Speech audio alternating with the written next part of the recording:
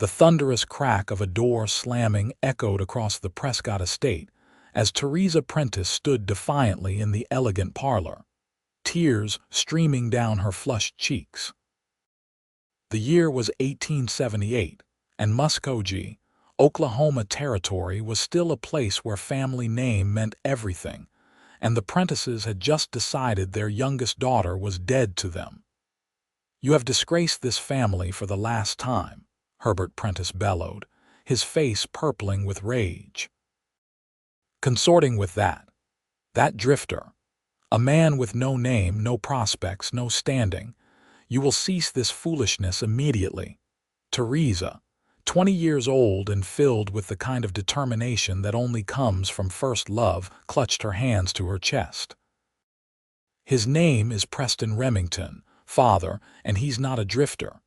He's a cattleman with his own spread near the Verdigris River. Just because you haven't approved his acquaintance doesn't make him without prospects." Her mother, Eleanor, dabbed at her eyes with a handkerchief. "Theresa, darling, please. The Prentices have been the cornerstone of Muskogee society since before the war. Your father has arranged a perfectly suitable match with Thomas Wellington. His family owns half the businesses in town." "I don't love Thomas," Theresa replied, her voice growing steadier.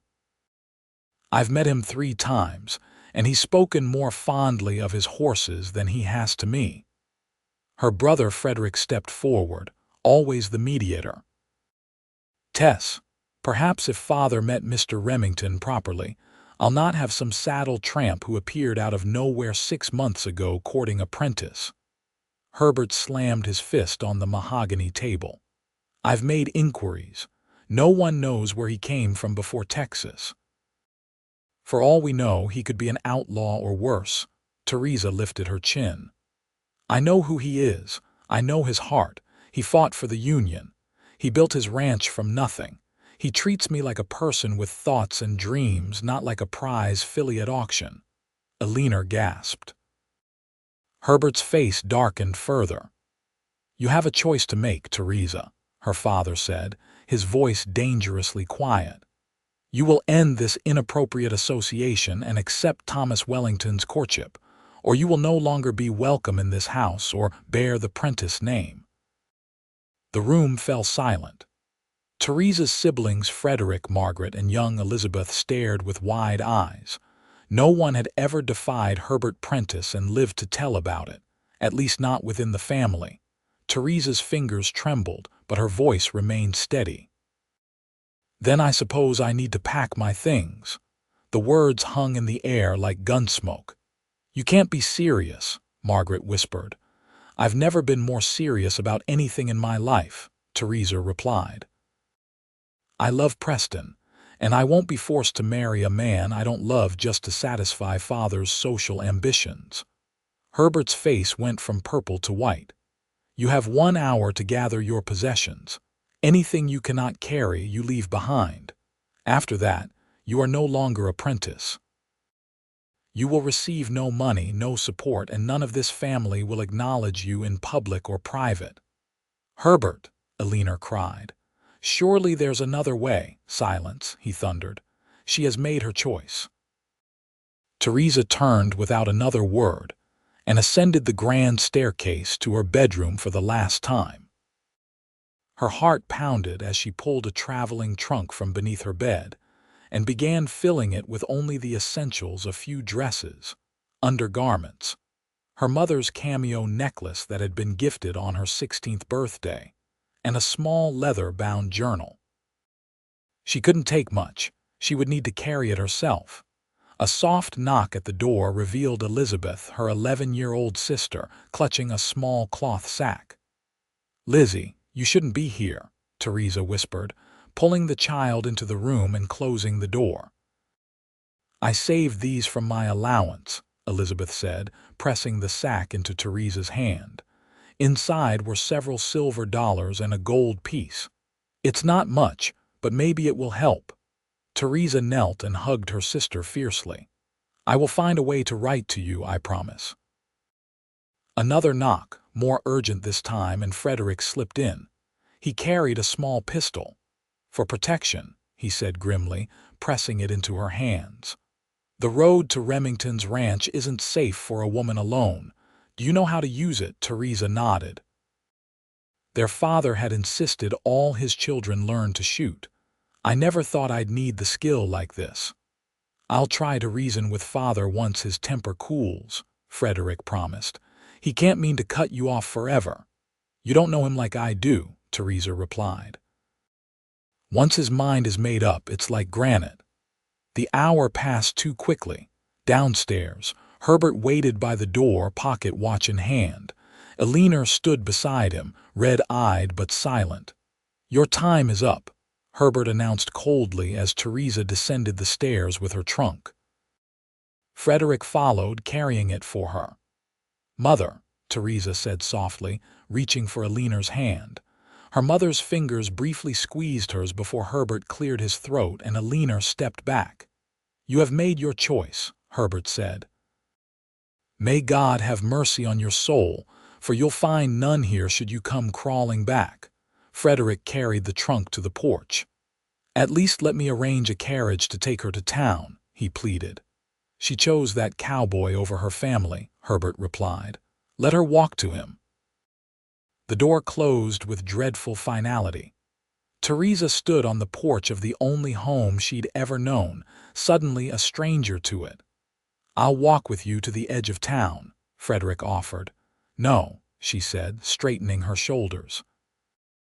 You need to stay in Father's good graces to help Mother and the girls. I'll be fine.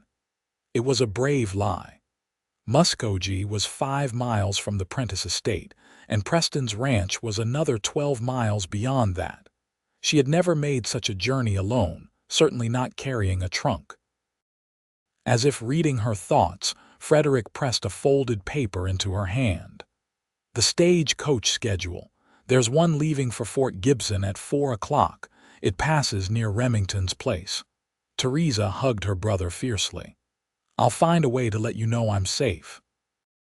With that, she picked up her trunk and began the long walk down the tree-lined drive toward the main road. She didn't look back, though the weight of the family home pressed between her shoulder blades like a physical thing. By the time she reached town, her arms ached and blisters had formed on her palms. The stagecoach depot was busy with afternoon travelers. Theresa paid for her ticket with Elizabeth's money, feeling a pang of guilt at using her little sister's savings. Madam, we don't usually stop at private properties, the ticket agent said with a frown. Please, Theresa said, adding her last gold piece to the counter. I just need to be let off where the road branches to the verdigris. The agent pocketed the gold with a nod. I'll tell the driver. The stagecoach was crowded with travelers headed to Fort Gibson. Theresa squeezed in beside a matron with a sleeping child and across from a grizzled old man who smelled strongly of tobacco. No one spoke much as the coach lurched into motion, which suited her fine. Her thoughts were a tangled mess of grief and determination. What if Preston wasn't home? What if he rejected her arrival?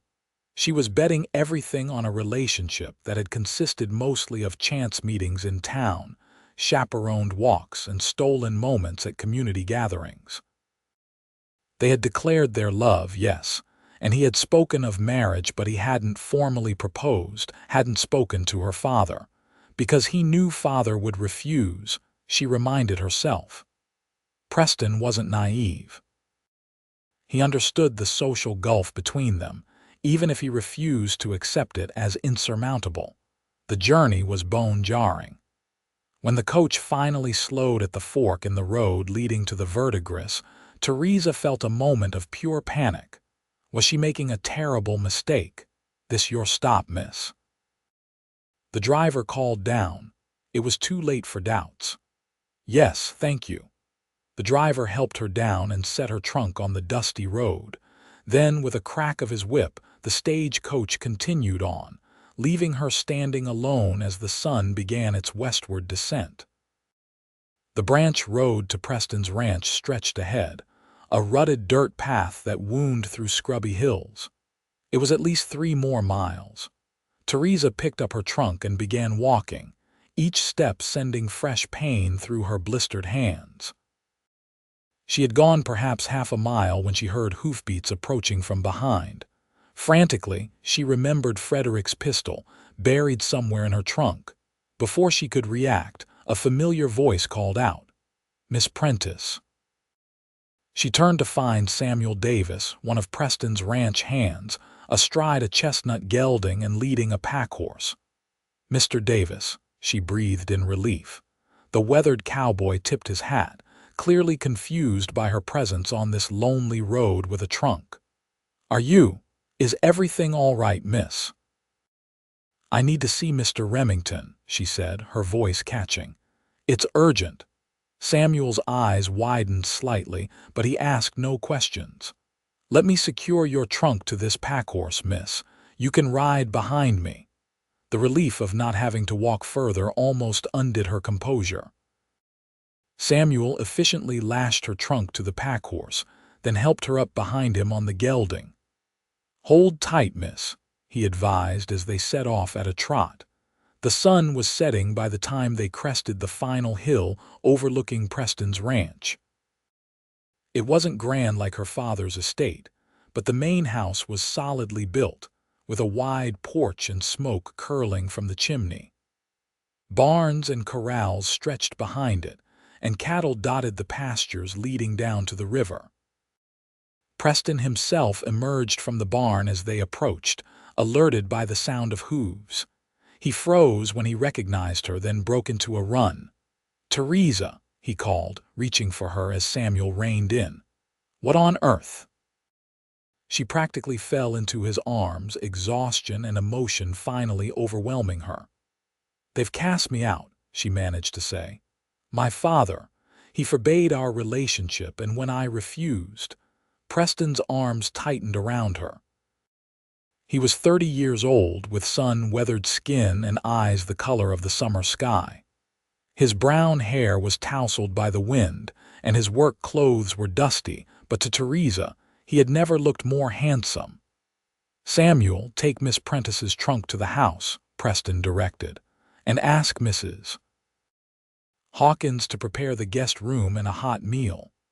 "Yes, sir," Samuel replied, leading both horses toward the house. Preston gently set Theresa at arm's length, his eyes filled with concern. "Are you hurt? Did anyone know?" she assured him. "Just tired and overwhelmed." "Preston, I've lost everything. My family, my home, my position, not everything," he said firmly. "Never everything as long as I'm standing." He led her to a bench beside the barn and sat beside her, still holding her hands. "Tell me what happened. Everything." As the last light faded from the sky, Theresa recounted the confrontation with her father, the ultimatum, and her choice to leave. Preston listened without interrupting, his expression growing darker with each detail. "I should have spoken to your father properly," he said when she finished. "I knew he disapproved, but I thought with time." "It wouldn't have mattered," Theresa replied wearily. "Father made inquiries about you. He called you a saddle tramp, said no one knows where you came from before Texas." A shadow crossed Preston's face. "He's not entirely wrong. I've worked hard to build this place, but I wasn't always the man I am now." Theresa touched his cheek. "I don't care about your past. I care about who you are here and now." "Theresa," he said solemnly, "I need to be clear about something. I love you. I've loved you since that church picnic when you argued literature with the schoolteacher and had pie filling on your chin the whole time."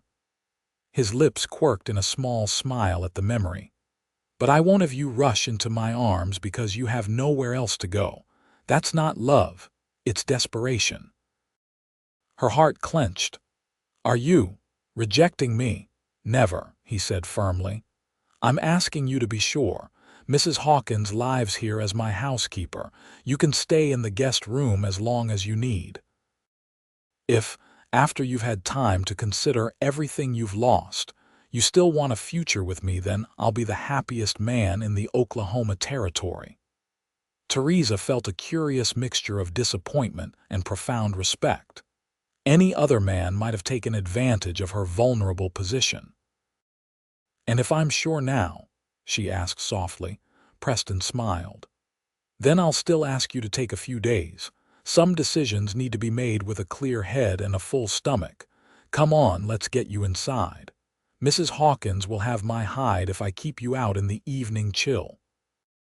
The ranch house was modest but comfortable, with solid furniture and clean, simple decor.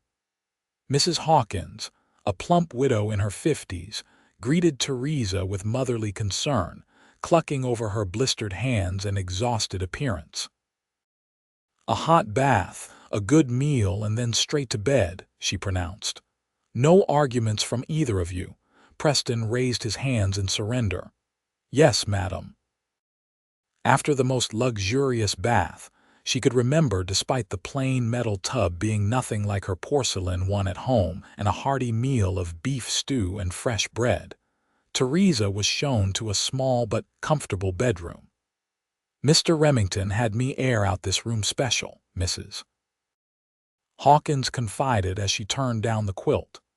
"Said he wanted it ready for company, though I didn't expect a young lady. Not that it's any of my business," she added hastily. "Preston has been nothing but a gentleman," Theresa assured her. "He's giving me time to be certain of my feelings." Mrs. Hawkins nodded approvingly. "That's a good man for you. Too many would take advantage." She patted Theresa's hand. "Rest now, dear. Morning comes early on a ranch." Sleep claimed Theresa almost instantly, her body surrendering to exhaustion. But her dreams were troubled: her father's angry face, her mother's tears, the long, lonely road stretching before her. She woke to sunlight streaming through unfamiliar curtains and the distant sounds of ranch life: cattle lowing, men calling to each other, the clang of metal on metal from what must be the blacksmith's forge. For a moment, she lay disoriented. Then the previous day's events crashed over her like a wave. A soft knock at the door preceded Mrs. Hawkins bearing a tray with coffee and toast. "Thought you might want to ease into the day," the older woman said kindly. "There's a dress laid out. It belonged to Mr. Remington's sister when she visited last year. Should fit well enough until we can sort through your things." Theresa thanked her, touched by the thoughtfulness. The dress was simple but well made, a practical blue calico that was far less fine than what she was accustomed to, but clean and comfortable. After dressing and arranging her hair as best she could without her usual combs and pins, Theresa made her way to the main room of the house. Preston was absent, but through the window she could see him in the corral, working with a spirited young horse. "He's been out since dawn," Mrs. Hawkins commented, following her gaze.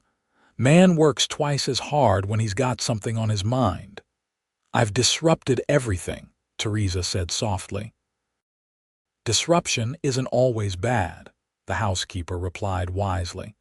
"Sometimes it's the only way to new beginnings." She handed Theresa a basket. "Take him some coffee and biscuits. He'll work straight through noon if someone doesn't remind him to stop." Carrying the basket, Theresa made her way across the yard to the corral. Ranch hands nodded respectfully as she passed, though she caught curious glances exchanged. Preston's back was to her as he worked with the young horse, speaking in low, soothing tones as he gradually accustomed the animal to a saddle blanket. "That's it, easy now," he murmured. "Nothing to fear here, Mrs. Hawkins thought you might need refreshment," Theresa called softly, not wanting to startle either man or beast. Preston turned, his face lighting up at the sight of her. He said something else to the horse, then carefully backed away and slipped through the corral rails. "You're looking better this morning," he said, accepting the basket with a grateful smile. "I feel more myself," she agreed, "though I'm not entirely sure who that is anymore." Preston gestured to a bench in the shade of a large oak tree. "Join me." They sat together, Preston pouring coffee from the thermos into 2 tin cups. "Ranch coffee," he warned, "strong enough to stand a spoon in." Theresa took a cautious sip and tried not to grimace. "It's bracing," he laughed, a warm, rich sound that made something flutter in her chest. "Diplomatic as always, Miss Prentice." "Not Miss Prentice anymore," she reminded him soberly. "Just Theresa now." Preston's smile faded. "I meant what I said last night. You need to be sure about this about me. Your father was right about one thing. I was nobody when I came to Oklahoma Territory. I had some cattle, some savings, and a past I was trying to leave behind." "What past?" she asked gently. He looked out over his land, eyes distant. "After the war, I drifted. Did some things I'm not proud of, worked as a bounty hunter for a while, rode with some rough men. Never broke the law, but came close enough to see over the edge." He met her gaze directly. "I've never killed a man outside of war, but I've hurt people. When my partner was shot dead over a card game in Wichita, I realized I was heading for the same end if I didn't change course." "So you came here and started over," Theresa said. "With my last honest dollar," he confirmed. "Bought a few head of cattle, this plot of land nobody wanted because the river floods every spring, and worked 18 hours a day to build something worthwhile." She touched his weathered hand. "And you have. It's beautiful here." "It's not what you're used to," he pointed out. "No fine dresses, no servants, no social standing. The work is hard and never-ending." "You think I'm afraid of work?" she challenged. "You've only seen me at social gatherings, Preston. You haven't seen me manage household accounts, organize charity drives, or nurse my mother through influenza last winter. I may have led a privileged life, but I wasn't idle." A smile tugged at his lips. "No, I never thought you idle. Passionate, stubborn, intelligent, but never idle." "Then give me a chance to prove myself," she urged. "I know I have much to learn about ranch life, but I'm willing." Preston studied her face, his blue eyes searching. "Theresa, I need to be absolutely clear. I love you. I want to marry you. Was planning to ask you properly once I'd saved enough to offer you some comforts, but I won't be your refuge of last resort." "Is that what you think this is?" she asked, hurt. "That I've come to you out of desperation, not love?" "I think you made a brave, impulsive choice when your father forced your hand," he said carefully. "But I need to know it's a choice you'd make even with other options available." Theresa stood, suddenly angry. "What options would those be exactly?" "To marry Thomas Wellington, who sees me as breeding stock for his dynastic ambitions. To become a spinster dependent on my brother's charity. To work as a seamstress or schoolteacher, always under the shadow of family scandal." Preston rose too, his expression troubled. "Theresa, I chose you," she said fiercely. "Before my father's ultimatum, before I was cast out. I chose you knowing it would cost me dearly, but believing you were worth that cost. If you don't believe that, then perhaps I've made a terrible mistake." She turned to walk away, but Preston caught her arm gently. "Wait, please." The vulnerability in his voice stopped her. When she faced him again, his expression was open, almost raw. "I've spent my life being judged for where I came from, not who I am," he said quietly. "It's hard to believe someone like you, educated, refined, from one of the territory's finest families, could truly want someone like me." Understanding dawned. This wasn't about doubting her feelings. It was about his own sense of worth. Theresa stepped closer, placing a hand on his cheek. "Preston Remington, I fell in love with you because of who you are. The way you treat everyone with respect, regardless of station. The way you speak about your dreams with such passion. The gentleness in your hands when you helped that injured child at the Independence Day celebration." Her voice softened. "The way you look at me as if I'm the most fascinating person you've ever met, not just a pretty face or a good name." His hand covered hers, holding it against his face. You are the most fascinating person I've ever met. Then believe that I know my own heart, she said. I'm not asking for promises yet, just a chance to build something real. Preston's free hand came up to cup her face, mirroring her gesture. I do believe you, and if you're willing to learn ranch life, I'm willing to learn how to be worthy of you. You already are, she whispered. Their first kiss was gentle, almost tentative, a promise rather than a passion. When they parted, Preston rested his forehead against hers. Stay, he said simply. Not just in my home, but in my life. Let me court you properly, even if your father isn't here to give permission. Theresa smiled. I would like that very much. The days that followed established a new rhythm for Theresa. She rose early with the household, helping Mrs. Hawkins with breakfast for the ranch hands. The older woman proved to be a patient teacher, showing Theresa how to manage a kitchen without the luxuries she was accustomed to. Ranch cooking isn't about fancy presentation, Mrs. Hawkins explained on her third morning. It's about filling bellies and keeping men strong for their work. Simple food, well prepared with no waste. Theresa took to these lessons eagerly, finding satisfaction in mastering practical skills. In the afternoons, when Preston could spare time from his work, they would ride together across his land. He showed her the boundaries of his property, the improvements he was planning, the challenges of raising cattle in this sometimes harsh environment. The river's a blessing and a curse, he explained as they sat on horseback overlooking the verdigris. It provides water year-round, but when it floods, we can lose access to the eastern pastures for weeks. Could you build a bridge? Theresa suggested, thinking of the elegant stone bridges that spanned rivers near Muskogee. Preston smiled. With what fortune? Though I've been considering a simpler wooden crossing. Samuel was a carpenter before he took up cowboying. These conversations revealed to Theresa just how precarious ranch finances could be. Preston wasn't poor, his herd was growing, his operation efficient, but there was little room for error or luxury. In the evenings, they would sit on the porch, sometimes talking late into the night about books they'd read, places they'd seen, dreams they harbored.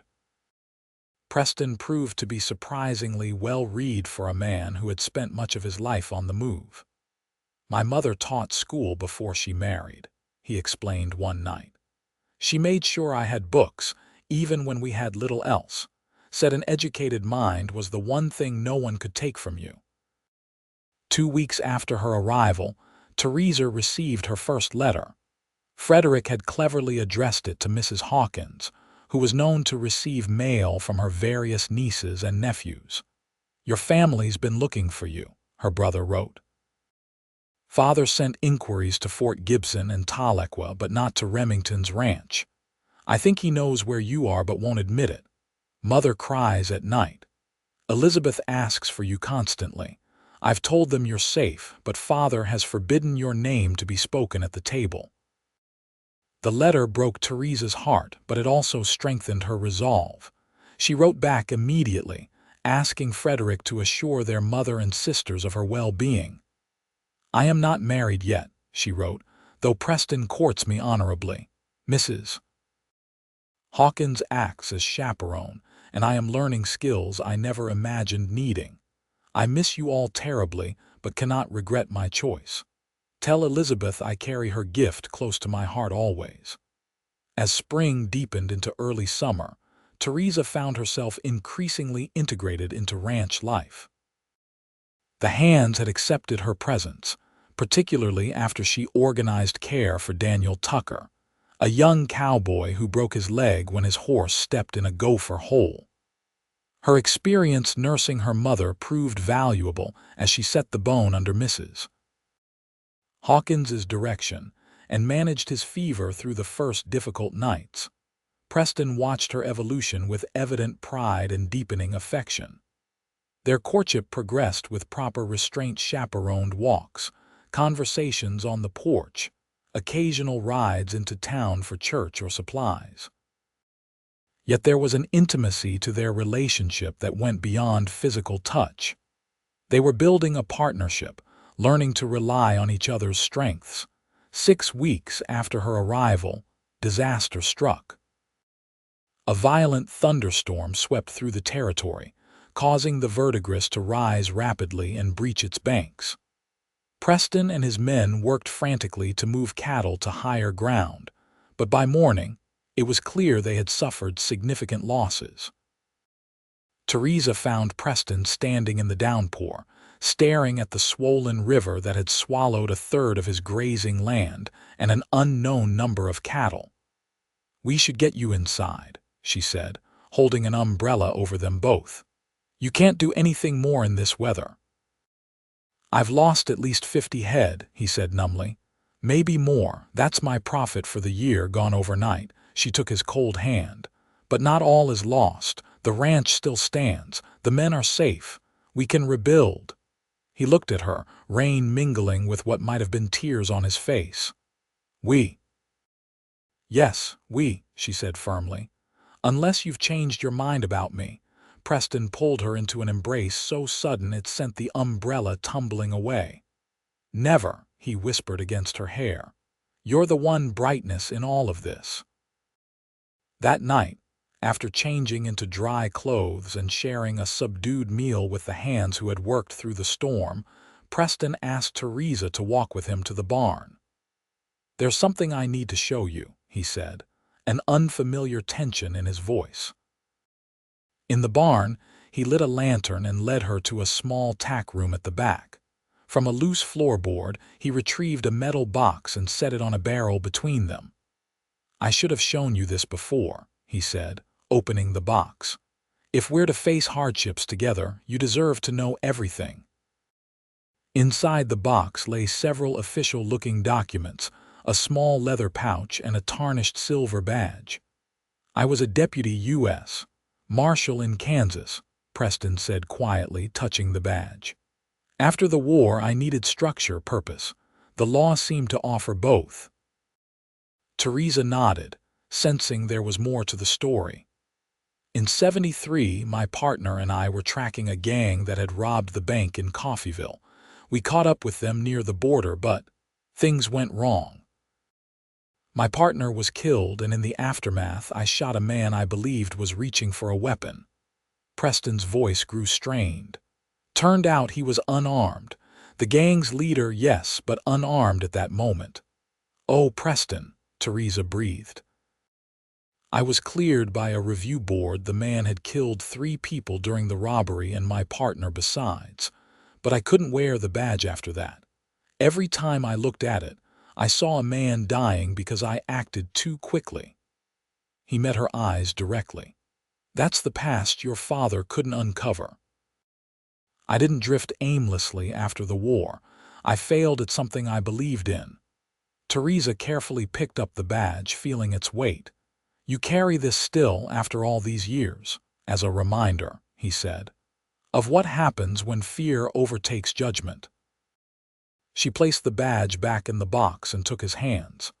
"Thank you for trusting me with this. It doesn't change how I feel about you. Even knowing I've killed a man, in the line of duty after he'd already taken lives," she pointed out. "That you still feel remorse speaks to your character, not against it." Preston closed the box and returned it to its hiding place.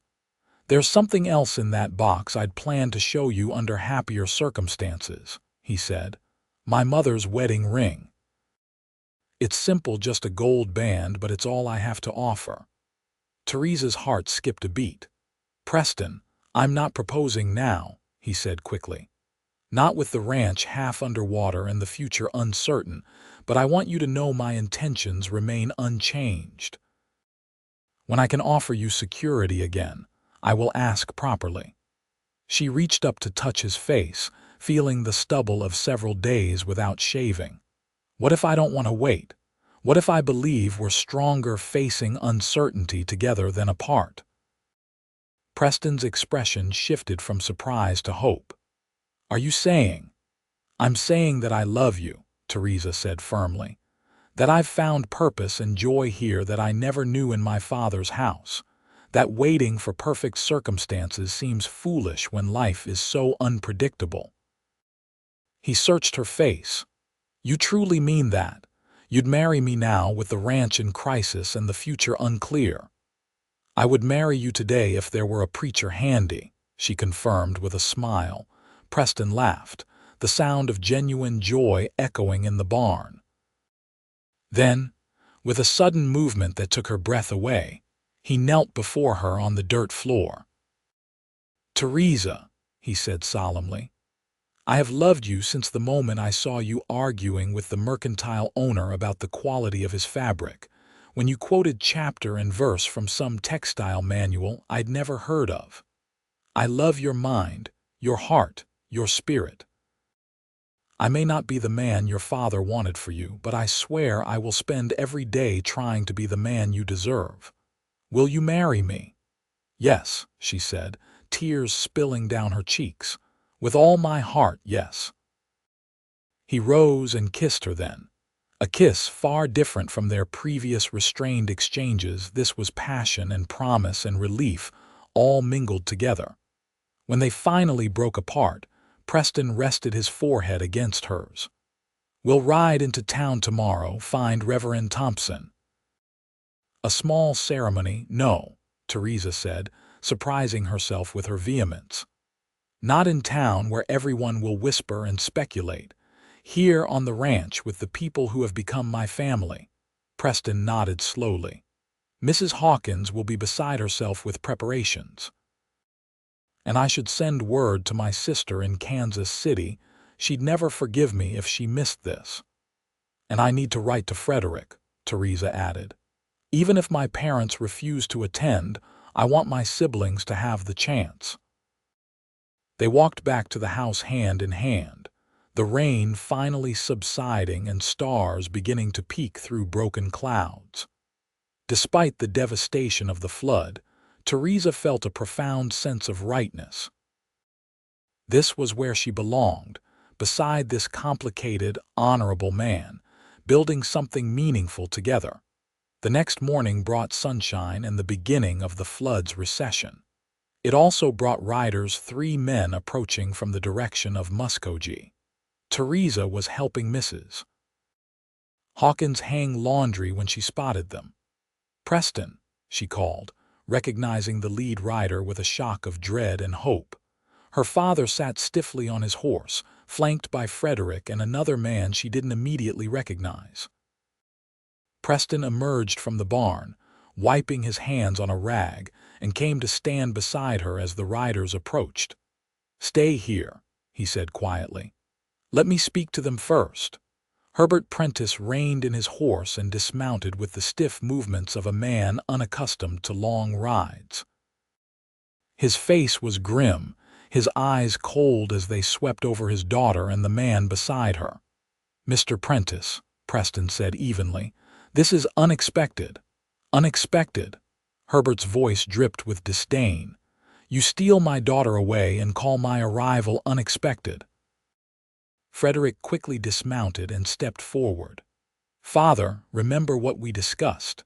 Civility above all."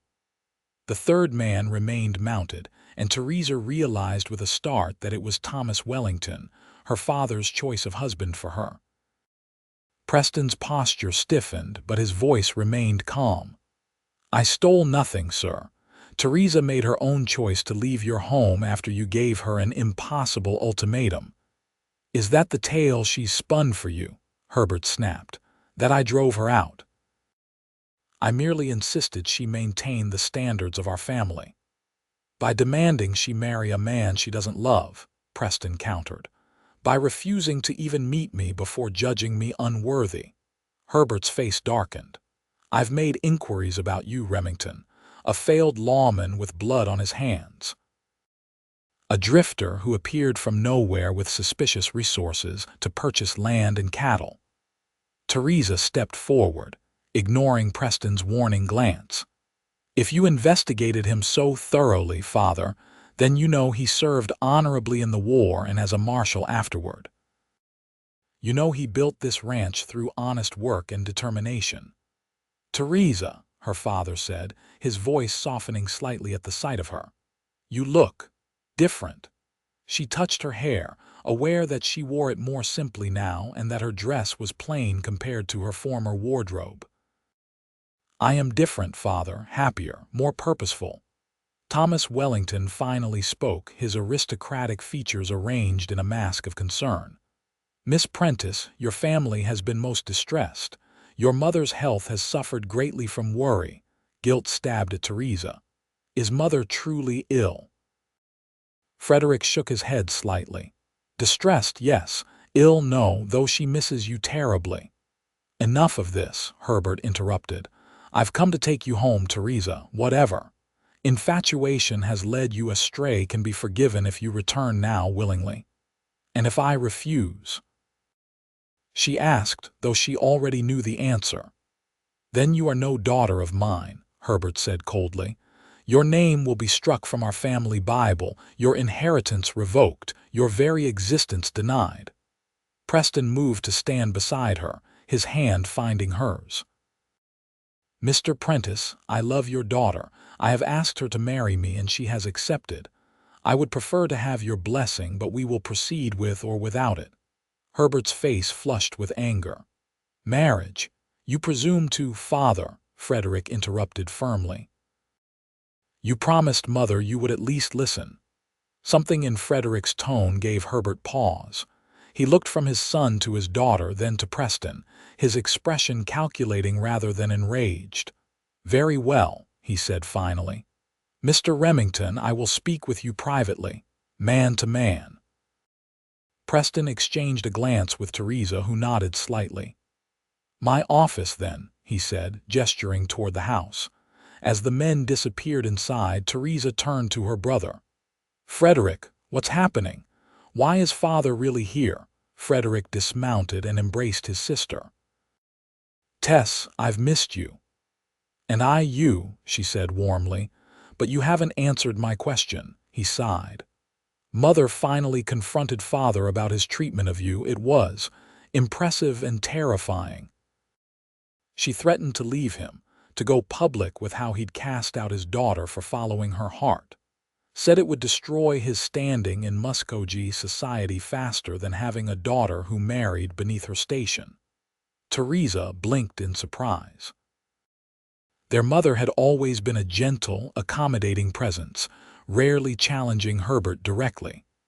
"She said that and more," Frederick confirmed with a small smile. "She also enlisted grandfather Mercer's support." He reminded father that half his business connections came through mother's family. Thomas Wellington cleared his throat. "If I might interject, Miss Prentice, your father also received some information about me that may have influenced his position."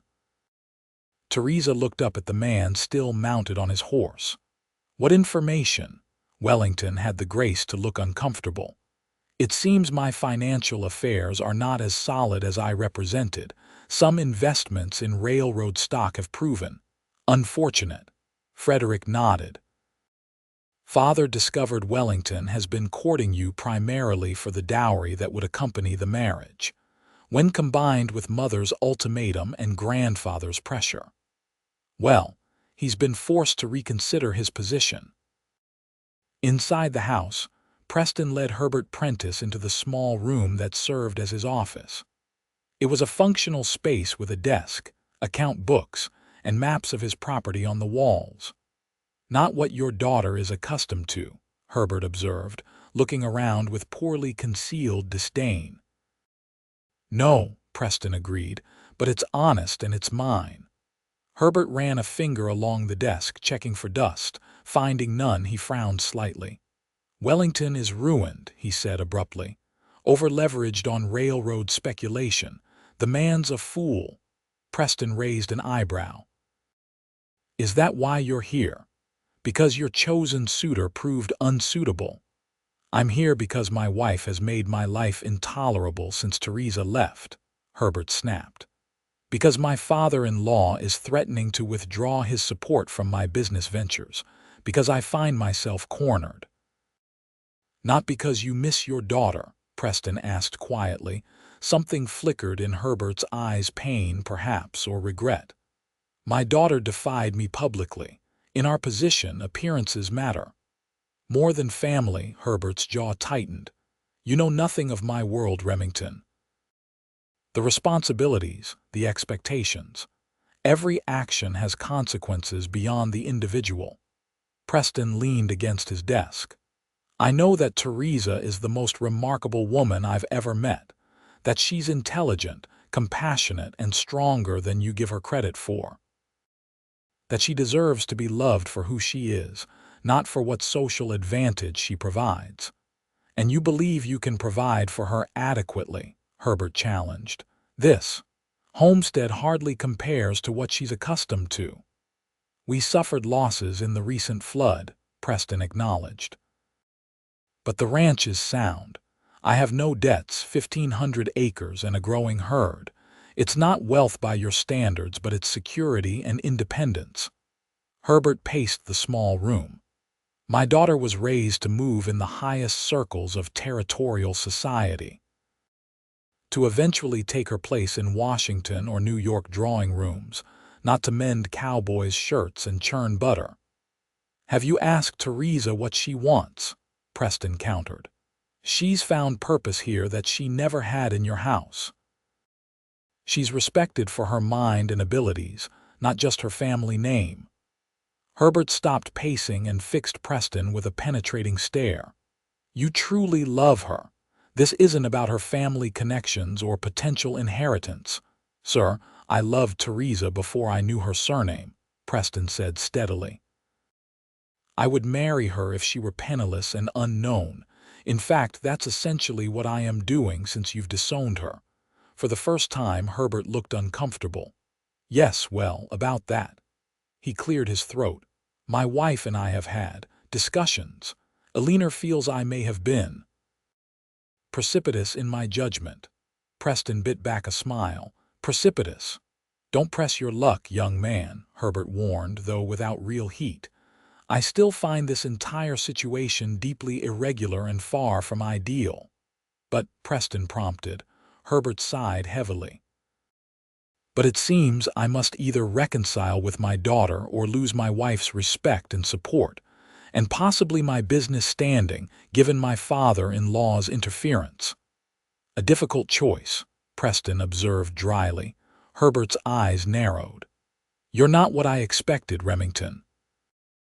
Less the rough cowboy, more the calculating businessman. I'm many things, Preston replied, as is your daughter. Perhaps that's why we suit each other so well. A reluctant respect seemed to enter Herbert's expression. What are your intentions, specifically? When do you plan this marriage? As soon as possible, Preston said. We've set a date next week. A small ceremony here at the ranch. Herbert frowned. Here? Absolutely not. If this marriage is to proceed with any semblance of propriety, it must be conducted properly, in town with appropriate witnesses. Preston considered this. Theresa wanted a quiet ceremony away from gossip. There will be gossip regardless, Herbert pointed out. Better to face it directly with a respectable wedding than to hide away like there's something shameful occurring. It was a fair point, Preston had to admit. I'll discuss it with Theresa, but the decision will be hers. Herbert nodded stiffly. Fair enough, and her mother would very much like to help with preparations, if Theresa is amenable. Preston understood what this offer represented: a tentative olive branch, a way for Alina to reconnect with her daughter. I think Theresa would appreciate that greatly. Outside, Theresa was deep in conversation with her brother when Preston and Herbert emerged from the house. She looked up anxiously, trying to read their expressions. Theresa, her father said formally, Mr. Remington and I have reached an understanding. Her heart pounded. What sort of understanding? Herbert straightened his already perfect posture. I find that while Mr. Remington would not have been my first choice for your husband, he appears to be a man of integrity. If you are determined on this course, I will not stand in your way. It was hardly a warm endorsement, but from her father, it was tantamount to a blessing. And mother. My siblings. Your mother wishes to see you immediately, Herbert said, his voice softening slightly.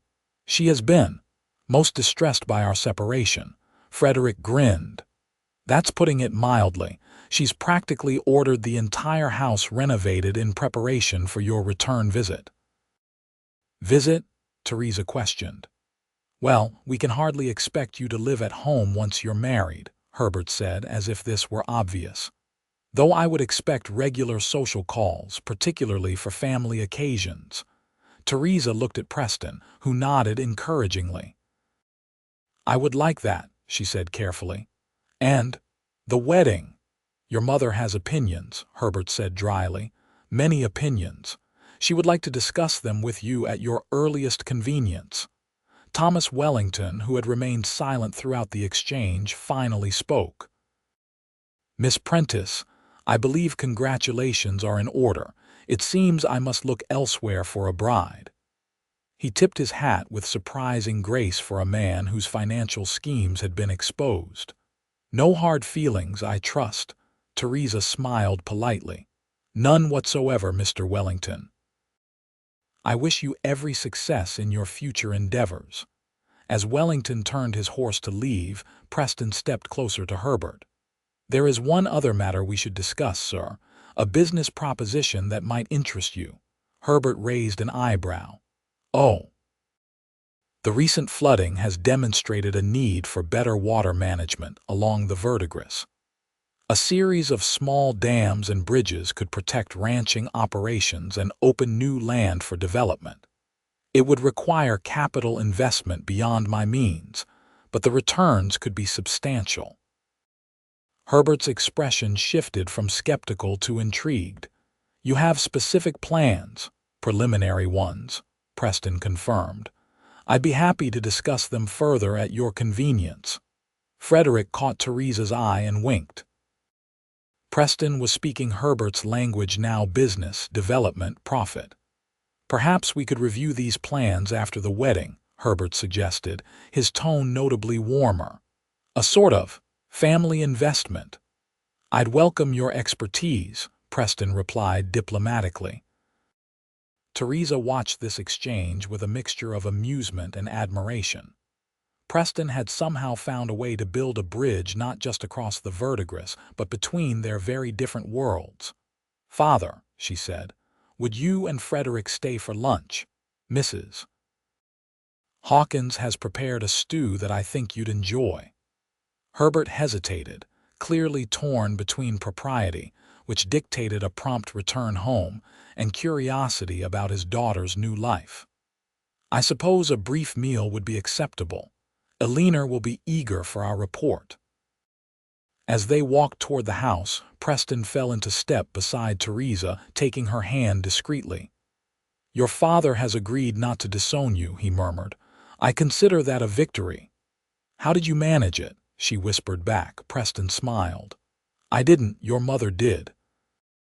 Apparently she's quite formidable when roused. Theresa laughed softly. I've always suspected there was steel beneath her silk. What about the wedding? Your father has opinions, Preston said, mimicking Herbert's dry tone. Many opinions, but ultimately it's our decision. She squeezed his hand. As long as I'm becoming your wife, the details matter little to me. The lunch was awkward but not hostile. Herbert questioned Preston extensively about his ranch operations, clearly assessing the practical aspects of his daughter's future. Frederick maintained a cheerful stream of conversation about Muskogee news and family matters, while Theresa watched with growing hope that reconciliation might truly be possible. As the meal concluded, Herbert made an announcement. If the wedding is to be held next week, there is much to be done. Theresa, your mother requests your presence at home to begin preparations. Mr. Remington is, of course, welcome to call at appropriate hours. Theresa hesitated. The thought of returning to her family home, even temporarily, filled her with conflicting emotions. Preston touched her arm gently. "It's your choice," he said quietly. "I'll support whatever you decide." She looked around the ranch house that had become her home, at Mrs. Hawkins, who had taught her so much, at the simple furnishings that now felt more comfortable than her father's opulent decor. Then she looked at Frederick's hopeful expression and thought of her mother and sisters. "I will come for a visit," she decided, "to help with wedding preparations and to see Mother and the girls, but Preston and I will marry next Saturday, with or without elaborate arrangements." Herbert frowned at her firmness but nodded. "Very well. Gather what you need. We'll depart within the hour." The ride to Muskogee was tense but not unpleasant. Theresa rode beside Frederick, catching up on family news while Herbert and Preston discussed territorial politics and business prospects. As they approached the Prentice estate, Theresa felt a sudden nervousness. What if her mother had changed her mind? What if this was some elaborate scheme to separate her from Preston? Her fears dissolved when the front door flew open before they'd even dismounted. Theresa Prentice rushed down the steps, propriety forgotten, as she embraced her daughter. "My darling girl," she whispered, tears streaming down her face. "I thought I'd lost you forever." Theresa clung to her mother, her own tears flowing freely. "I'm sorry for the pain I caused you," she said. "But not for following my heart." Theresa drew back, holding Theresa at arm's length. "Let me look at you. You're different, stronger somehow." She turned to Preston, who had dismounted and stood awkwardly nearby. "Mr. Remington, I believe I owe you my gratitude for caring for my daughter." Preston bowed slightly. "Mrs. Prentice, the privilege has been entirely mine." Young Elizabeth burst from the house next, flinging herself at Theresa with a squeal of delight. "You came back. Frederick said you would, but Father said you were being stubborn, and Mother cried for days and days." "Lizzie, breathe." Theresa laughed, hugging her little sister tightly. Margaret followed more sedately, though her usual reserve cracked when Theresa embraced her. "The house has been unbearable without you," she whispered. Mother and Father arguing, Elizabeth in tears, Frederick stomping around like a bear with a sore paw. Herbert cleared his throat. "Perhaps we could continue this reunion inside. The neighbors need not witness every family matter." The next few days were a whirlwind of activity. Theresa, once assured that the wedding would indeed proceed, threw herself into preparations with an energy that amazed Theresa. Invitations were dispatched, flowers ordered, fabric purchased for a wedding dress that 3 seamstresses worked on in shifts. "Mother, this is too much," Theresa protested as Theresa reviewed the guest list, which had somehow expanded to include every notable family in the territory. "Nonsense," Theresa replied firmly. "If my daughter is to marry, she will do so with proper celebration. Besides, this way no one can say we're ashamed or that you're being married off in haste to cover some indiscretion." Theresa blushed. "Mother," Theresa patted her hand, "I know you've behaved honorably, dear, but people will talk regardless. Better to give them a spectacle to discuss than to leave gaps for their imagination to fill." It was surprisingly shrewd reasoning, Theresa had to admit. Meanwhile, Herbert had insisted on a formal prenuptial agreement, which led to Preston's first visit to the Prentice home and a private meeting in Herbert's study. "Your father is testing him," Frederick confided as they waited in the parlor, "seeing if he's after the family money." Theresa bit her lip. "Preston is proud. If Father insults him, have a little faith," her brother advised. "Preston seems capable of handling Father, and Father respects capability, even when he pretends not to." When the men emerged an hour later, both looked satisfied. Herbert even clapped Preston on the shoulder, a gesture of camaraderie Theresa had rarely seen him extend to anyone outside his closest business associates. "The agreement is signed," Preston told her later as they walked in the garden, the only privacy they were permitted. I've renounced all claim to your family inheritance, except for a small trust your father is establishing as a wedding gift."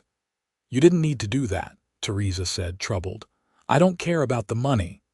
"I know," Preston replied. "But it mattered to your father, and it costs me nothing to sign a paper saying I won't claim what I never expected or wanted anyway." He smiled. "Besides, the flood damage to the ranch will be repaired much faster with your father's new investment in our water management project." Theresa stopped walking. "His what?" "After we finalized the prenuptial agreement, we discussed my proposal for dams and bridges along the Verdigris. He's agreed to finance 40% of the construction in exchange for a share of the increased land values." Preston's eyes gleamed with satisfaction. "It's a good deal for both of us, and it means the ranch will be protected from future flooding." She shook her head in amazement. "You've managed to do what no one else has, find common ground with Herbert Prentice." "He's a businessman first," Preston observed. "Present him with a sound opportunity, and he'll consider it regardless of personal feelings." He took her hand. "Besides, I think he's coming to terms with the idea of me as a son-in-law. He's realized I'm not going to embarrass the family or squander your dowry." "My dowry," Theresa laughed. "I thought I was disowned." "Technically reinherited," Preston corrected with a smile. "Though your father made it clear that your portion will be managed through a trust until he's convinced of my business acumen, which may be never. Or maybe next week if your water project proves successful," she countered. He nodded thoughtfully. "Either way, we'll manage. The ranch was profitable before I met you, and it will be again once we recover from the flood." The wedding day dawned clear and warm. Theresa stood in her childhood bedroom, surrounded by her mother's sisters, and two maids all fussing with her appearance. The dress was exquisite ivory silk with delicate lace trim, far more elaborate than anything she would have chosen herself, but undeniably beautiful. "Something borrowed," Eleanor said, fastening a pearl necklace around Theresa's throat. "These were my mother's." Margaret presented a blue ribbon. "For your bouquet, something blue." Elizabeth bounced excitedly. "And I have something old." She proudly held out a small, worn book of poetry. "To keep in your pocket. You used to read to me from it." Theresa hugged each of them, careful not to disturb her carefully arranged hair. "What about something new?" "The dress, of course," Eleanor replied. Then, more quietly, "And this." She pressed a small key into Theresa's palm. "To a cottage on the edge of town. Your father purchased it last week. He says it's a business investment, but I know it's so you'll have a place to stay when you visit Muskogee. So you'll always have a home here." Tears threatened to ruin Theresa's carefully applied cosmetics. "Mother, hush now," Eleanor said briskly, though her own eyes were suspiciously bright. "We've only just reconciled. I won't have us estranged again." The church was filled to capacity, partly out of genuine good wishes, partly from curiosity about the scandalous Prentice daughter who had run away with a rancher. Theresa stood in the vestibule with her father, waiting for the ceremony to begin. "Are you certain about this?" Herbert asked quietly. "It's not too late to change your mind." Theresa looked up at him in surprise. "Father, after everything you still doubt my choice?" Herbert sighed. "I doubt my own judgment more than yours. I nearly lost you through my stubbornness." He adjusted his cravat nervously. "Your young man has proven himself more substantial than I initially believed, but marriage is a lifetime commitment." "I know," Theresa said, touched by this rare moment of vulnerability from her father, "and I've never been more certain of anything."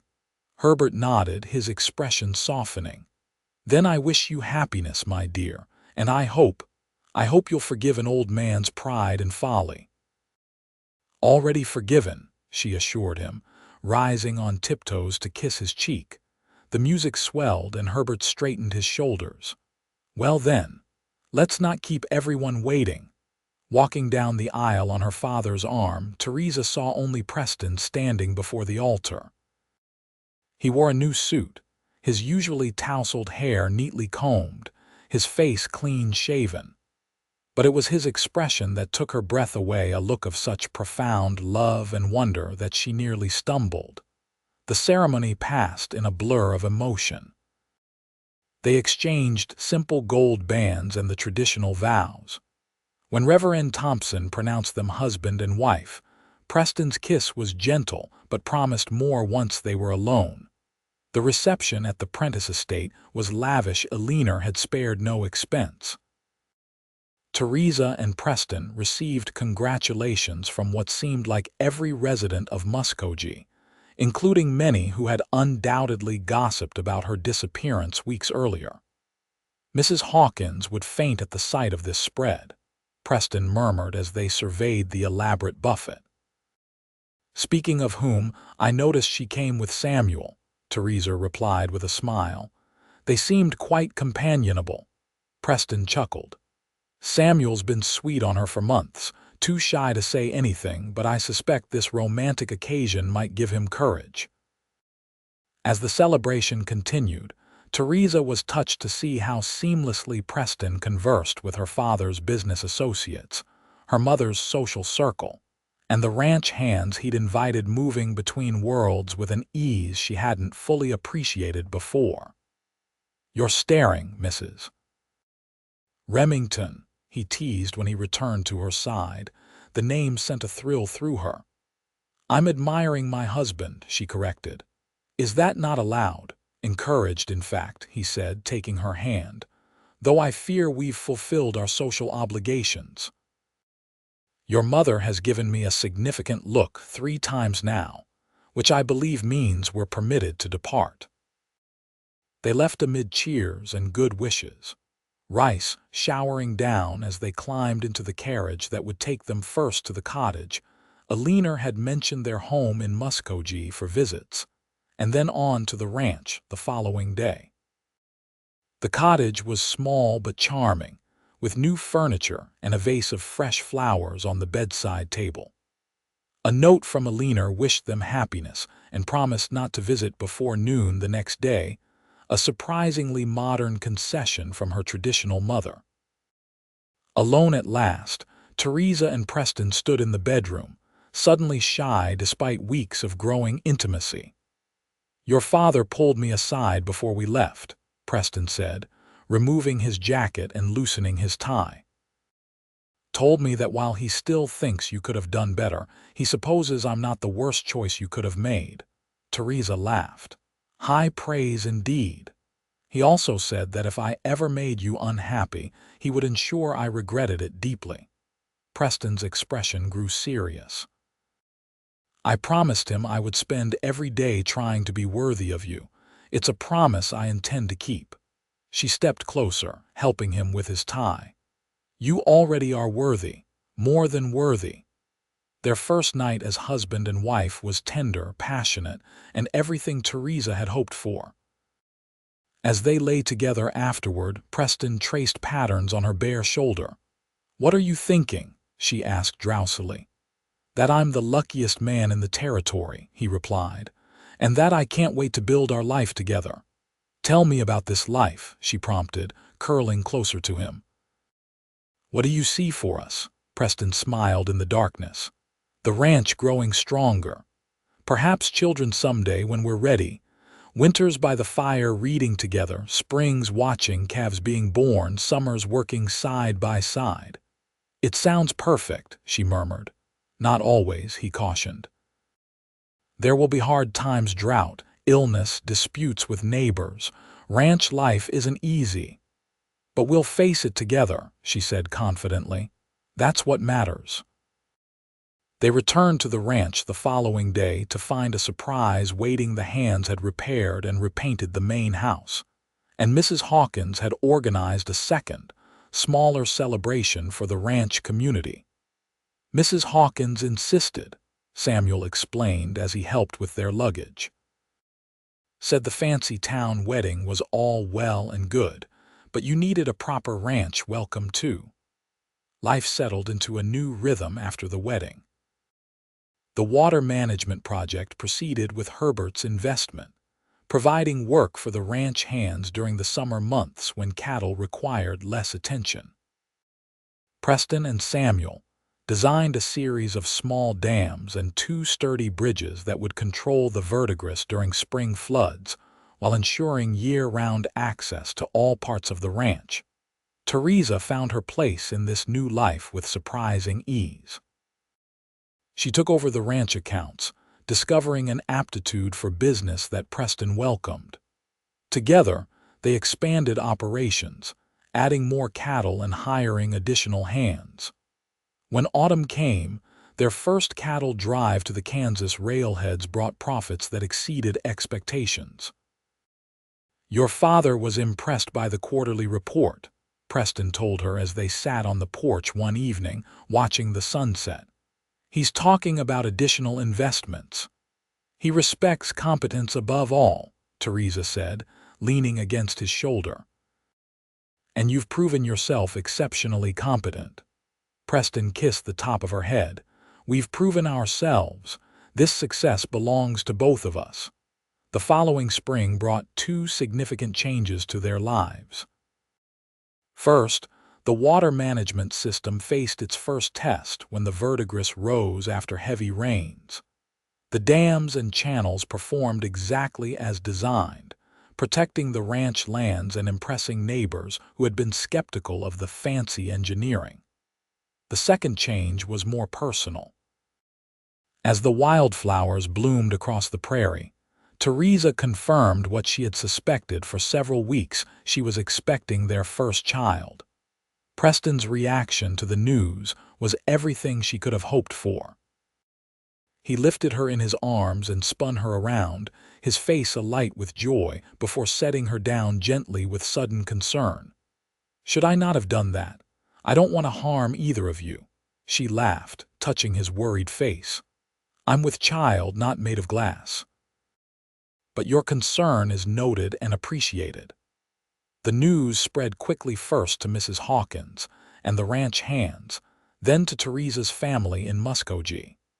Alina arrived within days, armed with advice, baby linens, and plans to transform one of the ranch house bedrooms into a nursery. To Theresa's surprise, Herbert accompanied his wife. He had visited the ranch several times since the wedding to inspect the water management project, but always briefly and with clear business purpose. "I wish to see for myself how my daughter was faring," he explained when Theresa expressed surprise at his presence, "and to offer my congratulations in person." Later, she found her father on the porch, watching Preston work with a young horse in the corral. "He's good with animals," Herbert observed, "patient but firm, important qualities in a father." "Yes," Theresa agreed, sitting beside him. "He'll be wonderful with our child." Herbert nodded thoughtfully. "I was too rigid with you, Theresa, too concerned with appearances and social standing." He glanced at her. "I see now what your mother saw months ago, that you found genuine happiness here. It's written on your face." She covered his hand with hers. "I have, father, but I'm still apprentice too. Our child will know both worlds, your world of business and society, and this world of honest work and open skies." "A fortunate child," Herbert said quietly, "with the best of both." As Theresa's pregnancy progressed, the ranch continued to prosper. Preston insisted on hiring additional help as her condition advanced, despite her protests that she was perfectly capable of continuing her duties. "Humor me," he said when she objected to the young woman he'd hired to assist with household tasks. "I'll sleep better knowing you're not overtaxing yourself." The baby, a boy they named James Frederick Remington, was born on a crisp November morning with both Mrs. Hawkins and Dr. Patterson from Muskogee in attendance. Preston paced the porch throughout her labor, wearing a path in the wooden boards, until the doctor emerged with news of a healthy son. When Preston first held his son, the expression on his face was one Theresa knew she would remember forever: wonder, love, and a fierce protectiveness all mingled together. "He's perfect," Preston whispered, gently touching the infant's tiny fingers. "Absolutely perfect." Eleanor and Herbert arrived the following day, bearing gifts and barely contained excitement about their first grandson. Herbert, to everyone's surprise, proved particularly enchanted with the baby. "He has the Prentice chin," he declared proudly, "and my father's brow." "But Preston's eyes," Theresa pointed out with a smile. "Yes, well," Herbert conceded. "The Remington contribution is not insignificant. Coming from her father, this was high praise indeed." As winter settled over the ranch, Theresa found a new contentment in the rhythm of their days, caring for James, managing the household, and planning for the ranch's future alongside Preston. In the evenings, they would sit before the fire, their son sleeping in his cradle nearby, discussing books or ranch business or simply enjoying each other's company. "You ever regret it?" Preston asked one night as snow fell softly outside. "Leaving your family's home for this harder life?"